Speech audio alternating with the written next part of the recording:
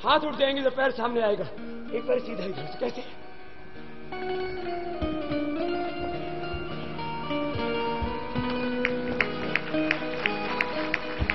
पूरा शरीर घूम गया ना। अब मोटे मोटे सुरों में लुढ़क जाएंगे। वो ऐसे करेंगे, पड़ जाएंगे, ढूंढने पड़ेंगे कहां खो गए। 8 के बाद 9वां, ये पलट दंड।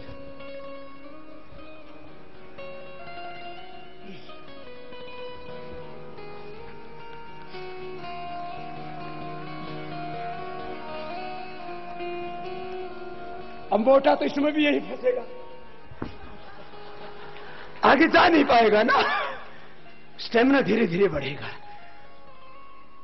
कितने हो गए? 9, 10वां।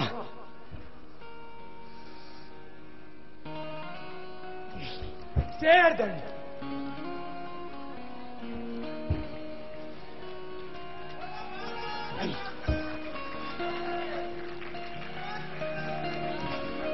दस। कितने हो गए? 11, 12। इस भारत का पहले क्या नाम था? आर्यावर्त। फिर क्या नाम हुआ इसका? भरत। भरत किससे खेलता था?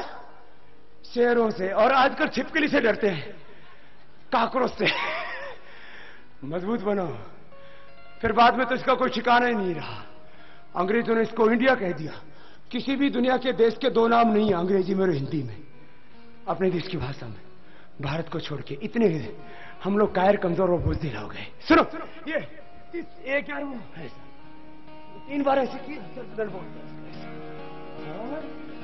बार जब थोड़ी देर पहले आपको बताया था। ये तो 100 बार तक कर सकते, बाकी 10-10 बार कर सकते। मैं रोज 10 मिनट व्यायाम करता हूं। कितनी देर? 10 मिनट। प्रणाम योग रखोगे। 10 मिनट का व्यायाम। बताओ, कोई जिम में जाने वाले का ज्यादा शरीर अच्छा होता है क्या? तो अपना शरीर अच्छा बनाओ योग से। चलो खड़े हो जाओ, तुमको मजबूत बनाते हैं। बोलो भारत माता की। चलो, ये पैर मजबूत बनाते हैं। 100 साल तक घुटने भी काम आएंगे ना। ऐसे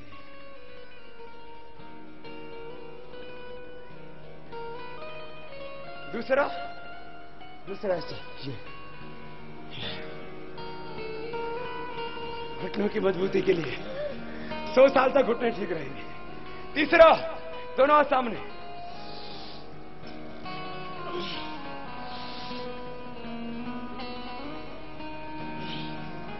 चौथा,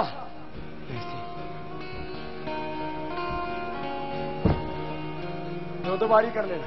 5वां, 1, 2, 3, 4।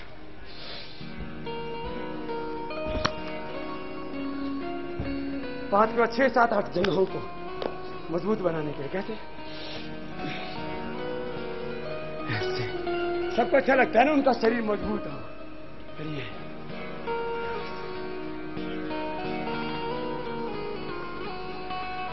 करिए लास्ट। हमारे बजरंग बली से कोई बलवान है ना? तो हनुमान बैठक है। बजरंग बली की उपासना करते हैं, खुद को बलवान बनाना। राम जी की उपासना करते खुद को मर्यादा में अवस्थित रखना। कृष्ण जी की उपासना करते कर्म करना और धर्म को नहीं सहना। और ज्यादा करना हो तो ऐसे कर लेना।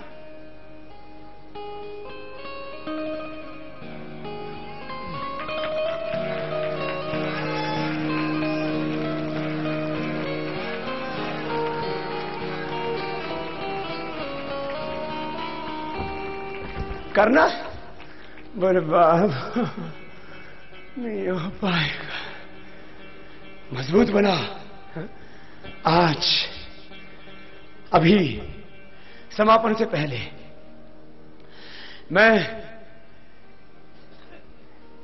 अपने सभी कार्यकर्ताओं को, जिन्होंने पूरे देश में, कल हमने 624 जिलों में आंदोलन शुरू किया, फिर तहसील पर जाने वाले और गांव में, तो कल करोड़ों कार्यकर्ताओं ने 624 जिलों में करोड़ों कार्यकर्ताओं ने कल 624 जिलों में करोड़ों लोगों के हस्ताक्षर करा करके और प्रधानमंत्री को ज्ञापन भेजा, आपने भी भेजा और आज आपके भी उस पर हस्ताक्षर लिए हैं कि हमें अपने आप को भी बचाना है और हिंदुस्तान का, भारत का जो 300 लाख करोड़ रुपए बाहर और 100 लाख करोड़ रुपए देश का अंदर जमा है उसको भी हिंदुस्तान को वापस दिलाना है। आपने भी उस पर हस्ताक्षर किए हैं। एक बार आपको भी शुक्रिया। और आज का हम सत्र समापन करें उससे पहले हमारे श्रद्धेय पूज्य संत श्री स्वामी राम बालक दास जी महाराज वो भी 2 शब्द हमारे बीच में यहां से कहेंगे। मैं पूज्य संत जी से कहूंगा वो भी अपने प्रासंगिक उद्बोधन से हमें अनुग्रहित करें और पूज्य बालक दास जी महाराज और पूज्य साध्वी जी को भी हम आमंत्रित करेंगे। एक बार हमारे बहुत ही जवान ऊर्जावान संत जी का एक बार सबकी ओर से बहुत बहुत अभिनंदन। ओम ओम। एक बार मुट्ठी बांधकर मेरे साथ दोनों भुजाएं खड़ी कर लें। परम पूज्य योग ऋषि रामदेव बाबा जी का छत्तीसगढ़ की इस लोह नगरी में लोह संकल्प के साथ स्वागत और सिंह गर्जना से भारत माता का जय घोष करेंगे। बोलिए भारत माता की। आवाज नहीं आई। भारत माता की। वंदे वंदे। छत्तीसगढ़ महातारी की। परम पूज्य स्वामी रामदेव बाबा जी का लौह नगरी, इस्पात नगरी भिलाई और इस मां कौशल्या के धराधाम छत्तीसगढ़ में हम सभी वंदन करते हैं, नमन करते हैं। मिलेंगे बाद में मिलेंगे। और आज महाराज श्री ने अपने कर्म के द्वारा, अपने इस परम वैभव के द्वारा छत्तीसगढ़ की माटी को अपने तेज से, अपनी ऊर्जा से अभिभूत किया है। महाराज श्री के चरणों में वंदन करना चाहूंगा। महाराज श्री ये धरती का नाम है महाकौशल। ये कौशल्या की जन्मभूमि रही है और पूरे विश्व के लिए यह आदर्श है कि मां कौशल्या के कोख से परम योगी परमात्मा भगवान रामचंद्र जी का जन्म हुआ है। इस धरती का नाम आज छत्तीसगढ़ है। पूरे छत्तीसगढ़ से आपके दर्शन के लिए यहां लोग आए हैं। एक भी गढ़ बाकी नहीं है। छत्तीसगढ़ यहां पे उपस्थित है आपके चरणों में। और ये छत्तीसगढ़ नाम क्यों पड़ा? अंग्रेज ठहराते थे इस छत्तीसगढ़ से, क्योंकि एक साथ कभी इस छत्तीसगढ़ को जीत नहीं पाए। छत्तीसगढ़ मुट्ठी की तरफ बंधा हुआ था और आज आपके आने से एक संगठन की भावना, एकता की भावना यहां आ चुकी है कि हम एक बनेंगे और भारत की अखंडता को, इस प्रदेश की अखंडता को और हम सब के भीतर जो अखंडता है उसे हम योग के माध्यम से योग बना के रखेंगे, क्योंकि योग से ही योग आता है, योग से ही महायोग बनता है। आज आपने आंतरिक शत्रुओं के बारे में, हमें अपने शरीर के शत्रुओं के बारे में सचेत किया है। इसी तरह देश के शत्रुओं के बारे में आपने सचेत किया है। हम उस बात को ध्यान रखेंगे और उन लोगों को बता देना चाहते हैं। पिछले सभा में बेमेतरा में महाराज सिंह के चरणों में मैंने एक पंक्ति उद्धृत की थी, उसी पंक्ति को यहां उद्धृत करना चाहता हूं कि तुमने शीश टिका रखा है। आसपास के देश जो लोग भारत की ओर वो ऐसी नजरों से देखते हैं, उनको हम बता देना चाहते हैं कि तुम्हारे पास बड़े बड़े आणविक अस्त्र होंगे, परमाणु अस्त्र होंगे, लेकिन हमारे पास आज भारत के लोगों के पास जो अस्त्र है वो स्वामी रामदेव बाबा के रूप में है।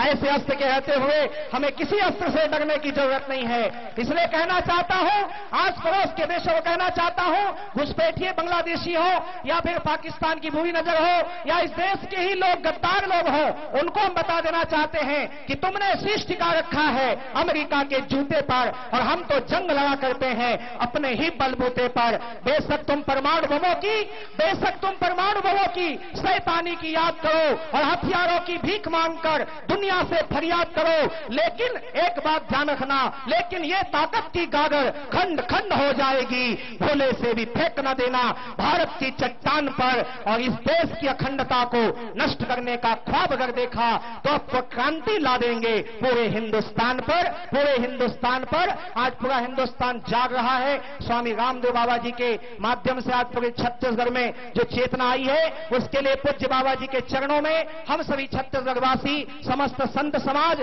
समस्त संस्थागत लोग सत सत नमन करते हैं, वंदन करते हैं। और एक भाषा यहां पे कहना चाहूंगा कि भारत की क्रांति गाथा को इतिहासों में पढ़ते हैं, इस सरहद पर हथियार नहीं, जाबाज सिपाही लड़ते हैं। बाबा जी ने एक संकल्प लिया है, बाबा जी ने एक सूत्र दिया है कि आज तक भोगियों ने हथियार उठाए हैं, आज तक भोगियों ने सरहद की सीमाओं पे हथियार उठाए हैं। अब समय आया है कि भोगी नहीं, सरहद पर लड़ने वाले लोग योगी होंगे। मैं भी छत्तीसगढ़ का बालक हूं, इसलिए छत्तीसगढ़ का एक एक बालक कहता है कि भारत की क्रांति गाथा को इतिहासों में पढ़ते हैं, सरहद पे हथियार नहीं, हमारे देश में जाबाज सिपाही लड़ते हैं। और भारत स्वाभिमान जागा है, भारत स्वाभिमान जागा है। आज दसों दिशाओं में रामदेव बाबा जी के द्वारा छत्तीसगढ़ की सभाओं में और अब की जंग हुई। हम वचन देना चाहते हैं, स्वामी जी के चरणों में वचन देना चाहते हैं। छत्तीसगढ़ का एक एक बालक, ये दुर्ग जिला है महाराज जी, ये दुर्ग है। और दुर्ग उसे कहते हैं जो पूर्णतः सुरक्षित हो, हमारी अस्मिता सभ्यता सुरक्षित रहेगी, आपका मार्गदर्शन मिलता रहे, ये दुर्ग सुरक्षित रहेगा। कि अब की जंग हुई तो पश्चाताप नहीं करना होगा किसी सिपाही की विधवा को सेंदूर के बलिदान पर। और आज के इस परम पूज्य वातावरण को मैं नमन करता हूं, छत्तीसगढ़ की माटी को नमन करता हूं, परम पूज्य महाराज जी को नमन करते हुए, छत्तीसगढ़ की जनता को नमन करते हुए अपने वाणी को आज के इस योग में सम्मिलित करता हूं। एक बार मुट्ठी बांध लें, पुनः दोनों हाथ ऊपर उठा लीजिएगा, जहां तक नजर जा रही है परम पूज्य बाबा जी का सम्मान कीजिए। बाबा जी कहते हैं जो भारत माता का सम्मान करेगा वही मेरा सम्मान है, मैं नहीं तू कहते हैं, ये देश हमारा है। स्वामी जी ने कहा है, बोलिए बोलिए भारत माता की। पूरा जोश लगाइए, मेरी नसें तनी हुई है, योग किया है आपने। बोलिए बोलिए भारत माता की, गौ माता की, वंदे वंदे छत्तीसगढ़ महतारी की, पूज्य बाबा जी की।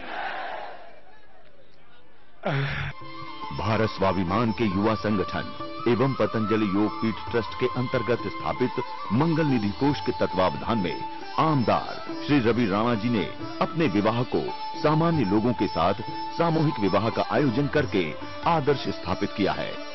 स्वाभिमान महोत्सव के अंतर्गत हिंदू, मुस्लिम, सिख, ईसाई सभी धर्म, वर्ग एवं संप्रदाय के 2800 आम युवक युवतियों का सामूहिक विवाह समारोह 2 फरवरी 2011 को science school ground bus depot के पास अमरावती महाराष्ट्र में संपन्न होगा। इस कार्यक्रम में सभी धर्मों के धर्मगुरु एवं समाज के प्रतिष्ठित व्यक्तियों के साथ योग ऋषि स्वामी रामदेव जी महाराज तथा आचार्य बालकृष्ण जी आशीर्वाद प्रदान करने के लिए उपस्थित रहेंगे।